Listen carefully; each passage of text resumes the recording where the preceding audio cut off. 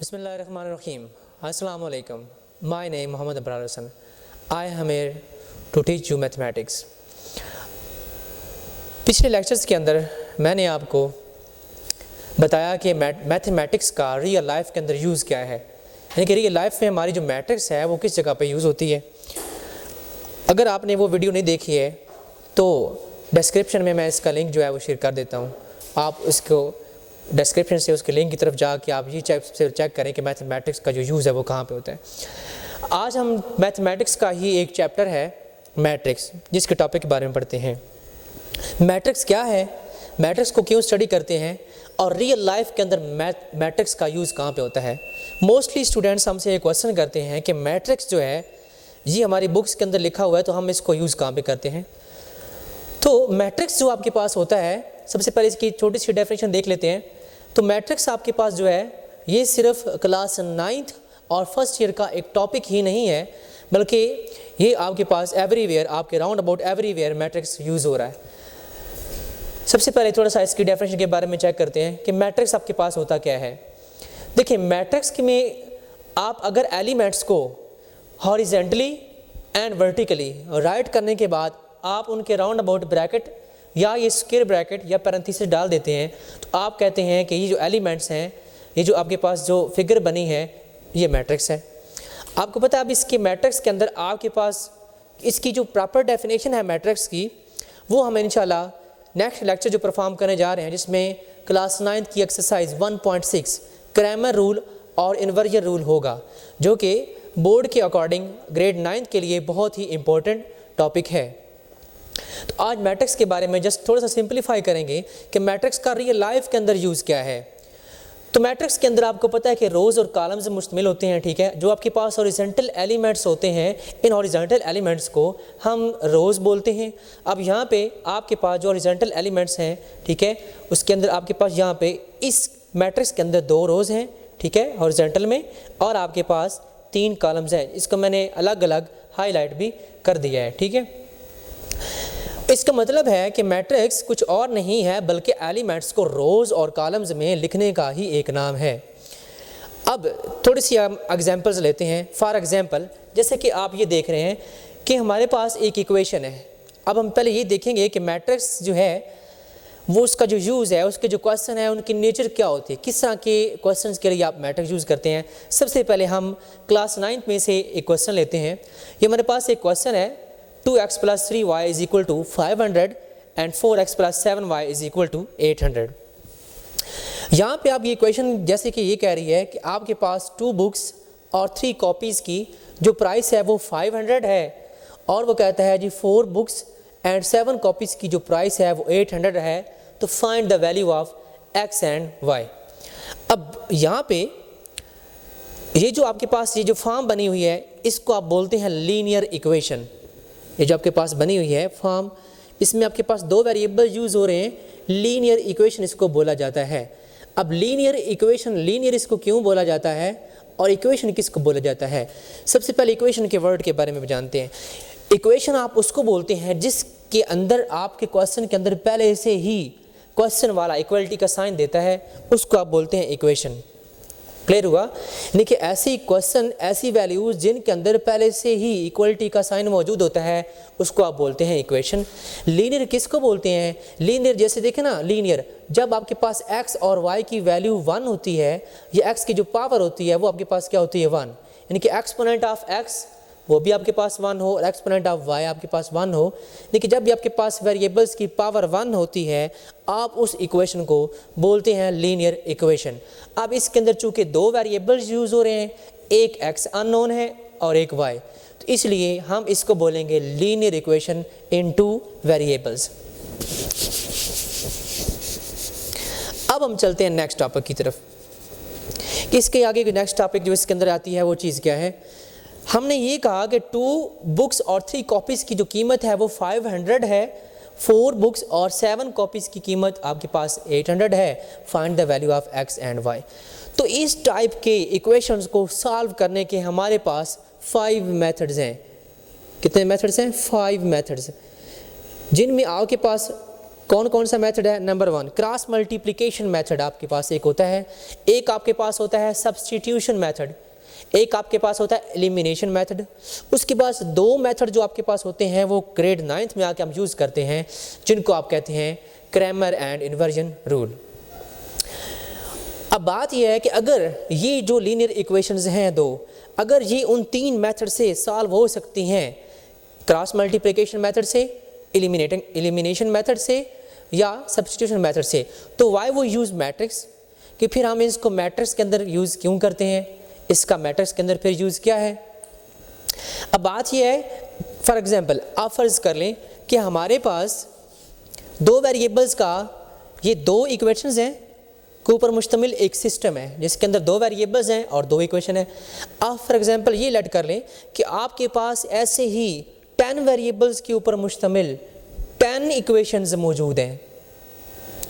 10 variables के ऊपर consist यानी कि एल एम एन ऐसे करके आपके पास 10 वेरिएबल्स के ऊपर मुश्तमिल 10 इक्वेशंस मौजूद हैं। तो यहाँ पे जब हम पहुँचते हैं तो यहाँ पे आपके पास लीनियर अलजबरा फेल हो जाता है। क्यों? वहाँ पे आपके पास तो बहुत सारी इक्वेशंस आ गई हैं, बहुत सारे वेरिएबल्स आ गए हैं, तो उस जगह पे हमारा लीनियर अलजबरा फेल होता है और वहाँ से हमारा जो मैट्रिक्स अलजबरा है वो स्टार्ट होता है। और फिर हम क्या करते हैं, यानी कि जहाँ पे आप सिंपली कह रहे हैं कि ऑर्डिनरी जब अलजबरा जहाँ पे फेल हुआ वहाँ पे आपके पास मैट्रिक्स अलजबरा स्टार्ट हुआ। तो इस तरह का कोई भी सिस्टम अगर हमारे पास आ जाता है तो उनको हम मैट्रिक्स के अंदर रिजॉल्व करके बहुत इजीली सॉल्व कर सकते हैं। जैसे कि अगर हम इसको मैट्रिक्स के अंदर रिजॉल्व करें तो हमें ये पता है कि हम सबसे पहले जो मैट्रिक्स बनाएंगे वो कांस्टेंट के ऊपर मुश्तमिल होगा।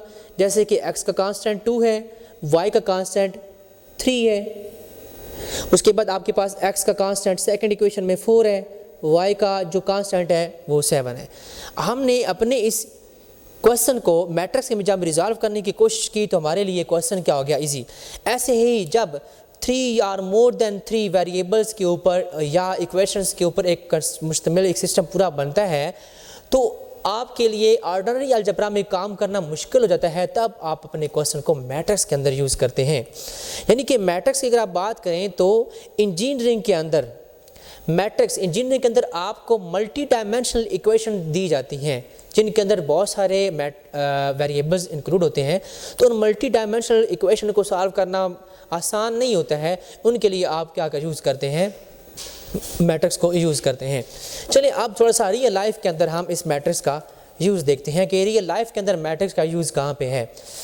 अब यहाँ पे हम ये चेक करते हैं, ये मेरे पास एक जो है ऐसा समझिए कि मेरे पास एक मैट्रिक्स बना हुआ है, ठीक है। यहाँ पे इसको हम थोड़ा सा अंडरलाइन कर लेते हैं।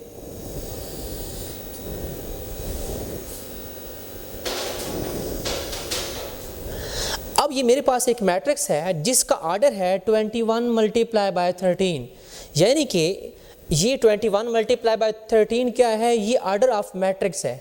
ऑर्डर ऑफ मैट्रिक्स को भी हम डिफाइन करेंगे जब हम मैट्रिक्स का टॉपिक आगे सिलेक्ट करेंगे एक्सरसाइज में से क्वेश्चन को। ये अभी हम डिस्कस कर रहे हैं कि रियल लाइफ के अंदर मैट्रिक्स का यूज़ कहाँ पे है। अब क्या करते हैं, जैसे कि हमारे पास है 21 मल्टीप्लाई बाय 13 का एक मैट्रिक्स है। 21 आपके पास यहाँ पे रोज़ होती हैं, ऑर्डर बोलते हैं जिसमें आपके पास नंबर ऑफ रोज़ होते हैं और आपके पास नंबर ऑफ कॉलम्स होते हैं, ठीक है। अच्छा, ये आपके पास अब मौजूद है। अब ज़रा सा आप अपने मोबाइल की स्क्रीन के ऊपर गौर करें, ठीक है। आप ज़रा मोबाइल की क्वालिटी को चेक करें। जब आप इमेज बनाते हैं यानी कि आप लेट्स सपोज कि आप कोई भी वीडियो बना रहे हैं और उस वीडियो का साइज़ है 1080 मल्टीप्लाई बाय 920, या आपके पास है 1260 मल्टीप्लाई बाय 720। तो व्हाट इज़ 1260 मल्टीप्लाई बाय 720? जब भी आप कोई फ़ोटो बनाते हैं, जब भी आप कोई वीडियोस वगैरह बनाते हैं तो आपके पास साइज़ मौजूद होता है। अच्छा, इस साइज़ के अंदर 1260 मल्टीप्लाई 720 क्या है? ये 1260 मल्टीप्लाई बाय 720 बेसिकली आपका मैट्रिक्स ही तो है जिसके अंदर 1260 नंबर ऑफ रोज़ हैं, सही है, और आपके पास 720 आपके पास नंबर ऑफ कॉलम्स मौजूद हैं, ठीक है। ये आपके पास वर्टिकली कॉलम्स होते हैं, ठीक है, और जो हॉरिजॉन्टल में होती है वो आपके पास रोज़ होती हैं। जैसे कि यहाँ पे मैंने इसको डिफाइन कर दिया, इसको देख के आपके इसको अंडरस्टैंड करना बहुत ईजी हो जाएगा। यानी कि आपकी जो रेजोल्यूशन होती है मोबाइल की जितना ज़्यादा इसका साइज़ होगा, जैसे कि आप एक वीडियो बनाते हैं 1260 मल्टीप्लाई 720 की और एक वीडियो बनाते हैं 920 मल्टीप्लाई 1080 की, तो जितनी रेजोल्यूशन ज़्यादा अच्छी होगी, इसका मतलब है उसके बिहाइंड में उतने ही ज़्यादा मैट्रिक्स यूज़ हो रहा है। फॉर एग्जांपल इसको चेक करते हैं। अब फ़र्ज़ कर लें ये एक मेरे पास मैट्रिक्स है जिसका ऑर्डर 21 मल्टीप्लाई बाय 13 है।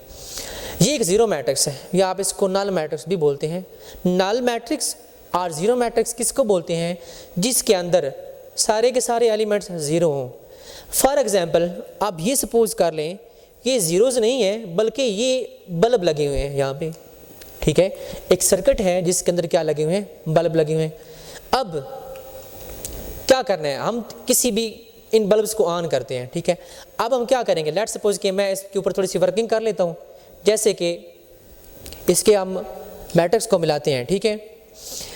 अब ये सपोज करें कि एक बल्ब जो है, एक बल्ब जब उसको ऑन किया जाता है वो 3 तरह के कलर प्रोड्यूस करता है। 3 तरह के कौन से कलर प्रोड्यूस करता है? फॉर एग्जांपल ये आपके पास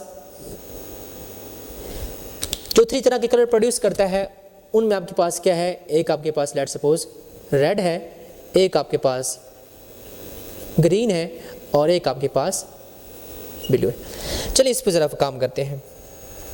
अब आपकी जो स्क्रीन है, मोबाइल स्क्रीन है या समझ लें एलईडी स्क्रीन है, उसकी बिहाइंड में आपका मैट्रिक्स ही तो यूज़ हो रहा है जो आपको रेजोल्यूशन देता है। कभी कभी आपने देखा होगा कि जितनी ज़्यादा अच्छी एलईडी आप लेते हैं, ठीक है, उसका बहुत अच्छा रेजोल्यूशन होता है। इसको ज़रा इसके ऊपर वर्किंग करते हैं। लेट्स सपोज मैंने कुछ ट्यूब लाइट्स, इसकी जो बल्ब्स हैं मैं उनको कुछ ऑन करता हूँ। कैसे? लेट्स सपोज मैं कमांड देता हूँ इसको,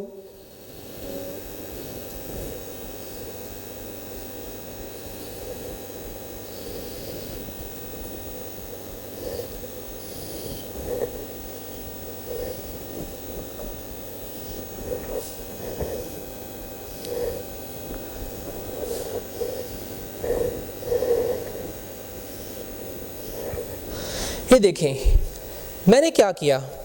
अब यहाँ पे ये जो जितने भी बल्ब लगे हुए हैं, ये इलेक्ट्रॉनिक सर्किट जो भी लगे हुए हैं, इनको इन सर्किट्स को हमने क्या किया, इनको पीछे से हमने कमांड दी और जैसे हमने इसको कमांड दी तो हमारा टेक्स्ट राइट हो गया मैथ।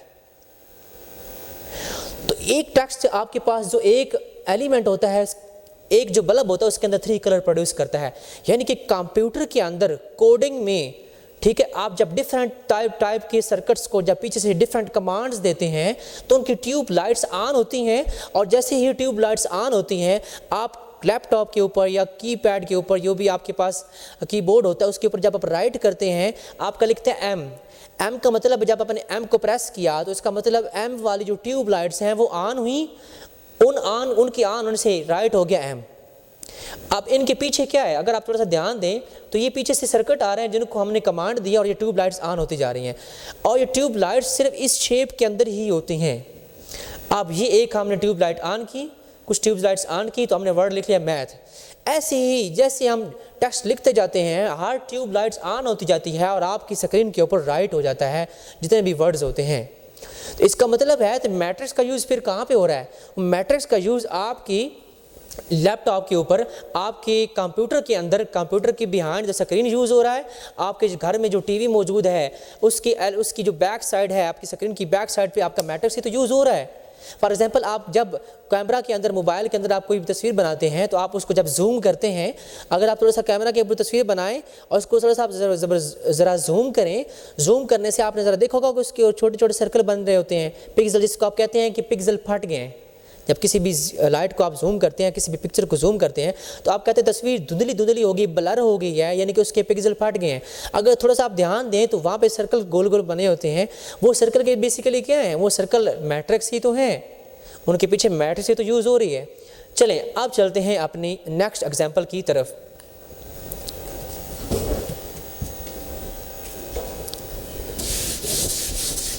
फॉर एग्जाम्पल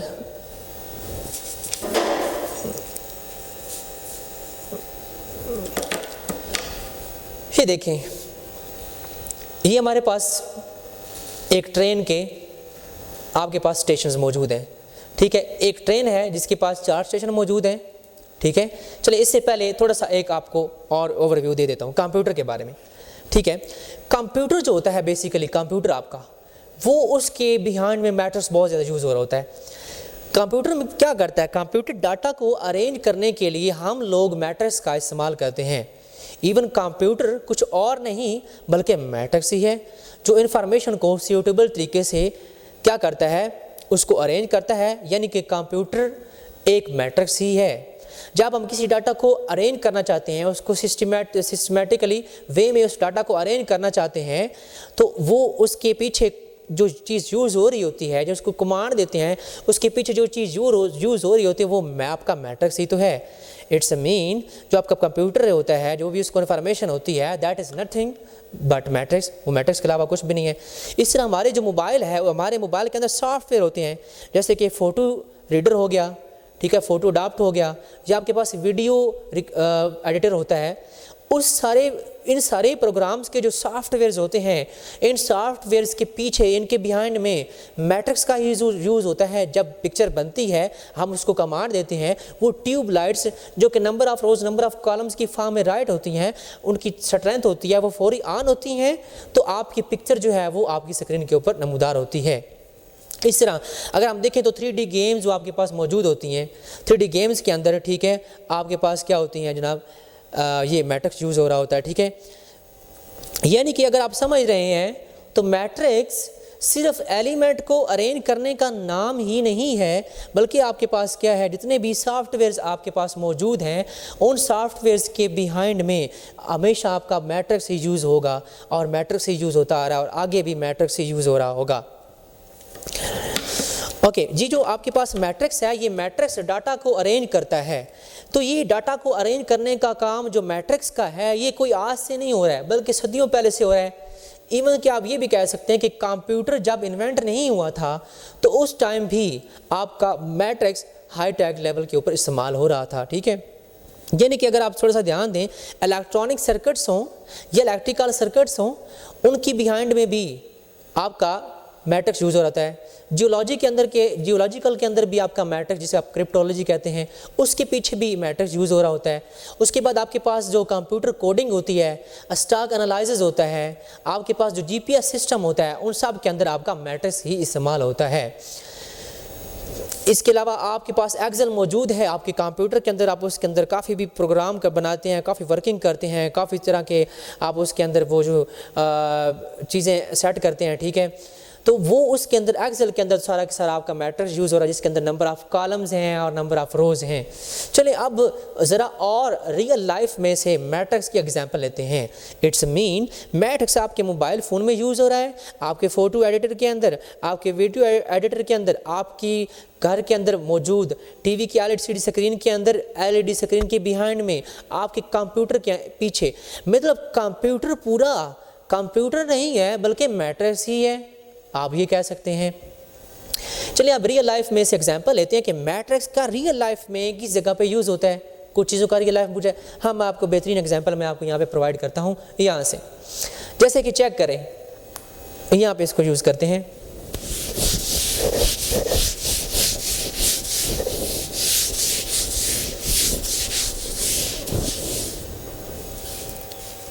ये एक हमारे पास पॉइंट मैंने ले लिए।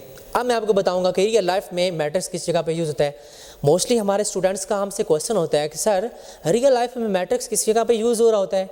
इवन को यूज़ तो हो रहा है लेकिन हम उसको जानते नहीं हैं। जैसे कि आप फॉर एग्जांपल ये कह रहे हैं, एक ट्रेन है जिसके पास ये स्टेशन हैं, कुछ स्टेशन हैं, यहाँ पर ट्रेन रुकी हुई है। जैसे कि फॉर एग्जाम्पल यहाँ पॉइंट A है, ये स्टेशन आपके पास B है, ये स्टेशन आपके पास C और ये स्टेशन आपके पास D है। अब मान लें कि जो एक स्टेशन जो ट्रेन है वो स्टेशन A से B की तरफ भी जाती है और B से ट्रेन स्टेशन A की तरफ भी आती है, B से स्टेशन C की तरफ भी एक ट्रेन जाती है, लेकिन C से हम कहते हैं B की तरफ कोई ट्रेन नहीं जाती है। इसे हम कहते हैं कि A से D की तरफ भी एक ट्रेन जाती है और D से A की तरफ कोई ट्रेन नहीं जाती है। आगे हम कहते हैं C से D की तरफ एक ट्रेन जाती है और D से C की तरफ भी एक ट्रेन आती है। और यहाँ पे हम ये कहते हैं कि A से C की तरफ भी एक ट्रेन आती है और C से A की तरफ भी एक ट्रेन जाती है। अब ये जो सारा जंक्शन हमने राइट कर दिया है, अब हम इसको मैट्रिक्स में रिजॉल्व करते हैं। फॉर एग्जांपल यहाँ पे हम राइट कर लेते हैं अपने स्टेशंस के नाम, ए, ये आपके पास बी, ये सी और ये आपके पास स्टेशन डी। अब हम इसको मैट्रिक्स में रिजॉल्व करेंगे। देखिए आपके पास यहाँ पे स्टेशन ए है, यहाँ पे हम राइट कर लेते हैं बी, यहाँ पे हम सी और यहाँ पे हमारे पास डी। चेक करते हैं, सबसे पहले ये चेक करते हैं कि ए से एक स्टेशन की तरफ कोई ट्रेन जाती है, नहीं जाती है, तो हमारे पास क्या आएगा, वैल्यू यहाँ पे 0। अब ए से बी की तरफ कोई ट्रेन जाती है जी, ए से बी की तरफ एक ट्रेन जाती है, तो ए से बी की तरफ जो ट्रेन जाती है उसके लिए आप एलिमेंट ले रहे हैं 1, ठीक है। ए से सी की तरफ चेक करते हैं, क्या ए से सी की तरफ कोई ट्रेन जाती है, जी हाँ, ए से सी की तरफ जाती है, यहाँ पे आप राइट कर लेते हैं 1। इस तरह ए से डी की तरफ, जी ए से डी की तरफ भी एक ट्रेन जाती है, यहाँ पे आप राइट कर लेते हैं 1। नेक्स्ट चलते हैं, क्या बी से ए की तरफ कोई ट्रेन जाती है, हाँ जी, बी से ए की तरफ एक ट्रेन जाती है। क्या बी से बी की तरफ ट्रेन को जाती है, यानी कि अपने स्टेशन से अपने स्टेशन के ऊपर ट्रेन जाती है, जी नहीं जाती है। क्या बी से सी की तरफ कोई ट्रेन जाती है, जी एक ट्रेन जाती है, आपके पास वैल्यू क्या आ जाएगी 1। क्या बी से डी की तरफ ट्रेन जाती है, नो, बी से लेकर डी तक कोई भी ट्रेन नहीं जाती है, आपके पास आ जाएगा 0। इस तरह हम सी की अगर बात करें तो सी से ए की तरफ एक ट्रेन जाती है, यस जाएगी। सी से बी की तरफ चेक करते हैं, सी से बी की तरफ कोई ट्रेन नहीं जाती है, क्लियर है। अगर हम फिर सी से सी की तरफ जाएं तो हम कहते हैं सी से सी की तरफ कोई ट्रेन नहीं जाती है। सी से डी की तरफ एक ट्रेन आपके पास जाती है। उसके बाद डी से ए की तरफ चेक करते हैं, क्या डी से ए की तरफ कोई ट्रेन जाती है, डी से ए की तरफ कोई ट्रेन नहीं जाती है। क्या डी से बी की तरफ कोई ट्रेन जाती है, नो। क्या डी से सी की तरफ ट्रेन जाती है, जी हाँ। क्या डी से डी की तरफ कोई ट्रेन जाती है, डी से डी की तरफ कोई ट्रेन नहीं जाती है।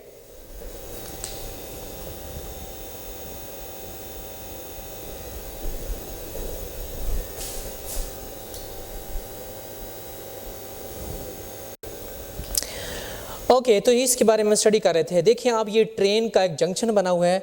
अगर हम ट्रेन की इस जंक्शन को यहाँ से स्टडी करते हैं, चेक करते हैं, तो हमारे लिए इसको यहाँ पे अंडरस्टैंड करना कम्प्लेक्स है या इसको समझना मुश्किल है।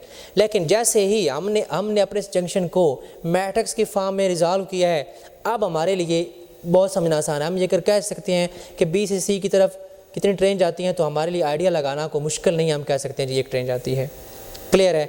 इस तरह यानी कि आपके जो बड़े बड़े कम्प्लेक्स सिस्टम्स होते हैं, कम्प्लेक्स नंबर्स होते हैं, ठीक है, कम्प्लेक्स एक डायग्राम बनती हैं, उनको अगर आप मैट्रिक्स की फॉर्म में रिजॉल्व करते हैं, ठीक है, तो उसके लिए हमारे पास मैट्रिक्स की फॉर्म में उसको कन्वर्ट करके अंडरस्टैंड करना बहुत ही ईजी होता है।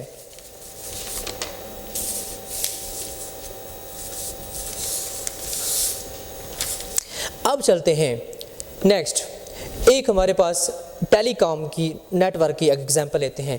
टेलीकॉम नेटवर्क तो है वो बिल्कुल प्रॉपरली आप कह सकते हैं कि मैट्रिक्स के ऊपर बेस करता है। टेलीकॉम नेटवर्क उसके बिहाइंड में बिल्कुल मैट्रिक्स का यूज़ जो है वो बहुत ज़्यादा हो रहा है।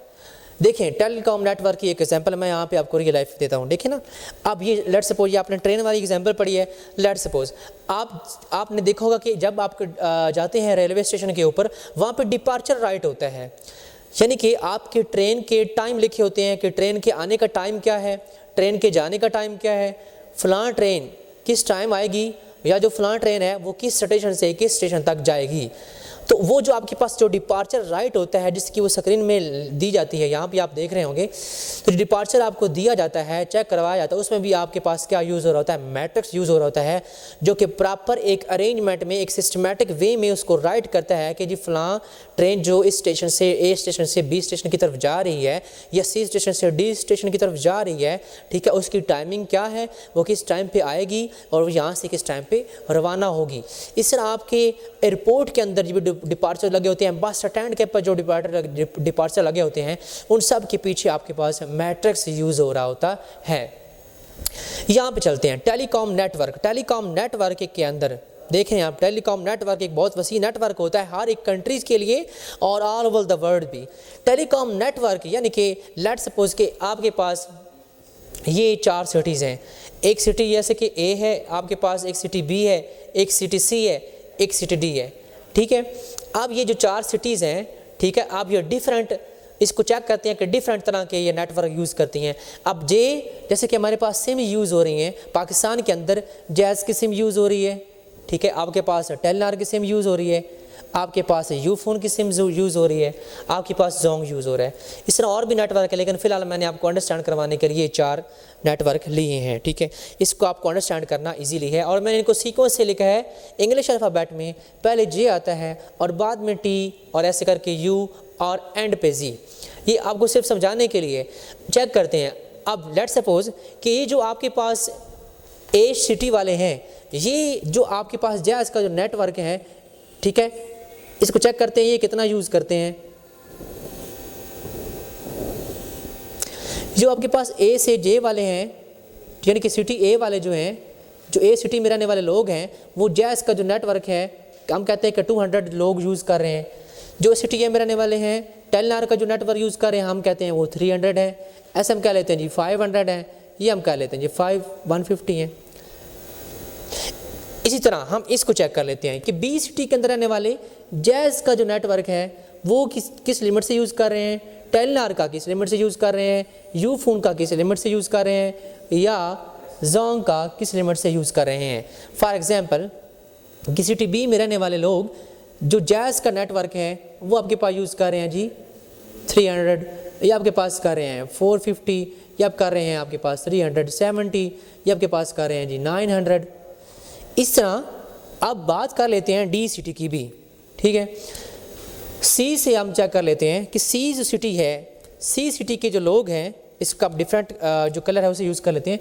सी सिटी के लोग जैज़ का जो नेटवर्क है, वो जो टेलनार का नेटवर्क है, वो जो यूफोन का नेटवर्क है, वो जो जोंग का नेटवर्क है, वो कितना कितना यूज़ कर रहे हैं।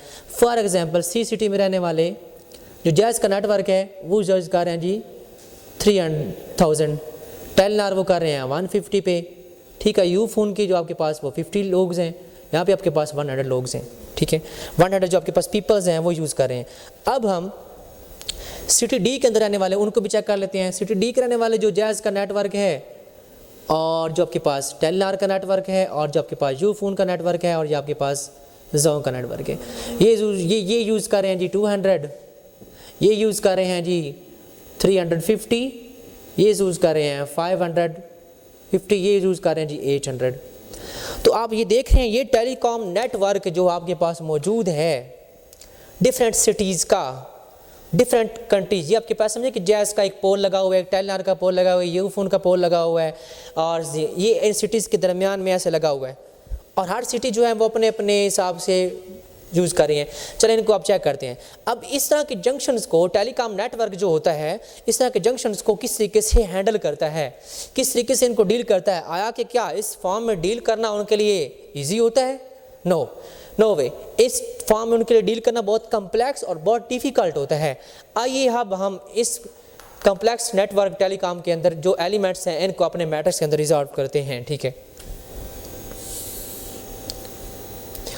फॉर एग्जाम्पल अब आपके पास जो सिटी ए वाले हैं, यहाँ पे सिटी बी वाले हैं, यहाँ पे सी वाले और यहाँ पे डी वाले हैं।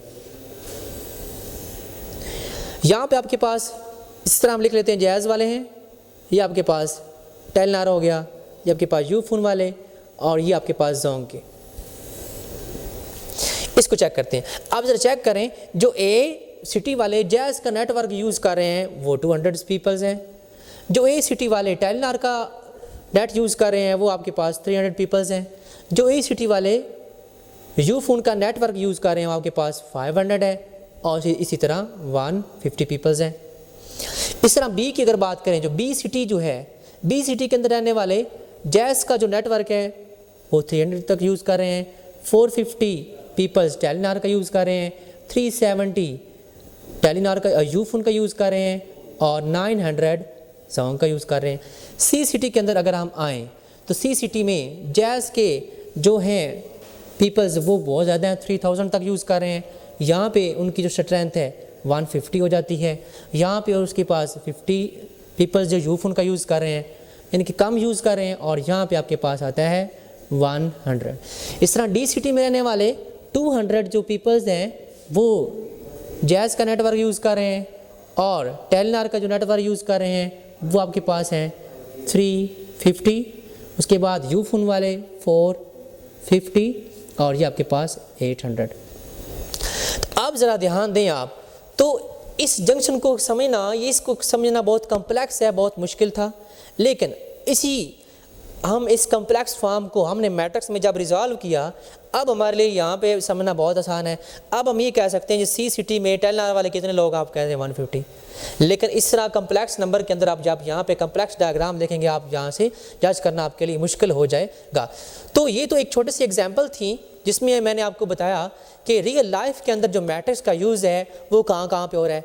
अब जनरली जो रियल लाइफ का जो मैट्रिक्स के अंदर यूज़ है वो आपने देख लिया, मोबाइल के अंदर हो रहा है, आपकी घर के अंदर स्क्रीन के अंदर हो रहा है, ठीक है, उसकी टीवी की स्क्रीन के अंदर हो रहा है, एलईडी लाइट्स के अंदर हो रहा है, आपके 3D गेम्स के अंदर जहाँ पे 2D 3D और 4 कैमरास होती हैं, उसके बाद आपके पास ये ट्रेन के अंदर भी आपने देख लिया रियल लाइफ के अंदर, जंक्शन के लिए, टेलीकॉम नेटवर्क के लिए, यानी कि जहाँ पे तो हमने चांद एक लोगों का व्यू लिया है। अगर हम करोड़ों लोगों की बात करें तो करोड़ों लोगों के लिए इतना डाटा मैनेज करना मैनुअली बहुत मुश्किल होता है।